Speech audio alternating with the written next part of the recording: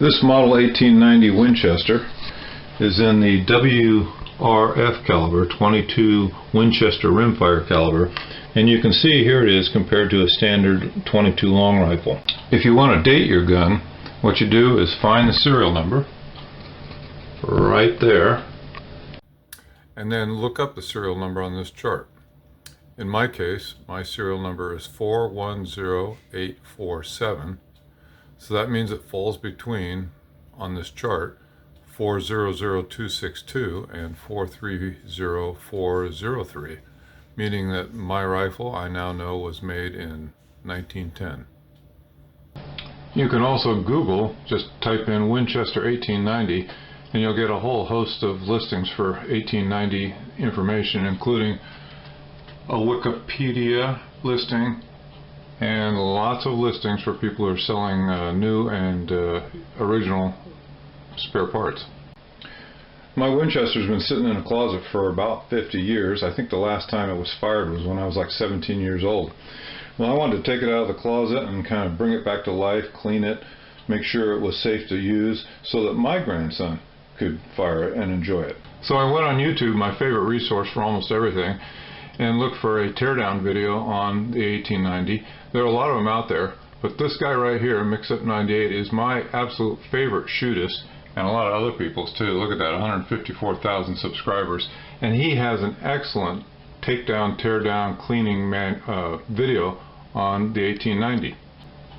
Rather than do again what he has already done better than I will ever do, I recommend that for the teardown, lubrication, and checking, that you go check out Mix-Up98 and search for his 1890 teardown video. A problem I ran into when I was tearing it down was I could not get the ammo tube out, and it wouldn't. I could extract it out of here and slide it out only part way, and then it wouldn't come out any further. And rather than mess with it myself, I decided to take it to a gunsmith, hoping that maybe he could salvage it for me. The problem was that the ammo tube had split and flared, and so it was out of round and it was too wide and it wouldn't slip out through the guides. The gunsmith told me that it would be hopeless trying to re-weld this ammo tube, and that if I wanted to save the intrinsic value of the rifle itself, that I should just leave everything alone, push everything back together, and just leave it as it was. But that wasn't my goal, because I really don't care about the value of the rifle. To me, the value of the rifle is that it's a family heirloom owned by my grandfather, who was born in Oregon in 1891, and I wanted the thing to be serviceable so that my grandson could use it. The only real solution then was to replace the entire ammo tube with a new one, and this is a new aftermarket modern made ammo tube. You can see it right here.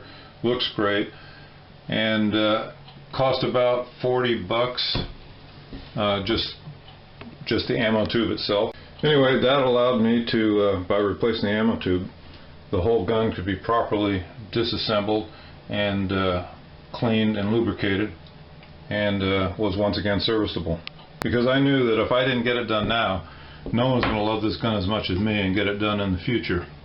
So anyway, the thing works great.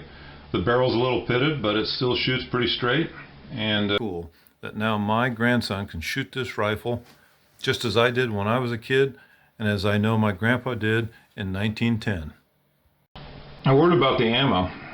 This ammo is kind of hard to come by, so if you find some, you should buy it.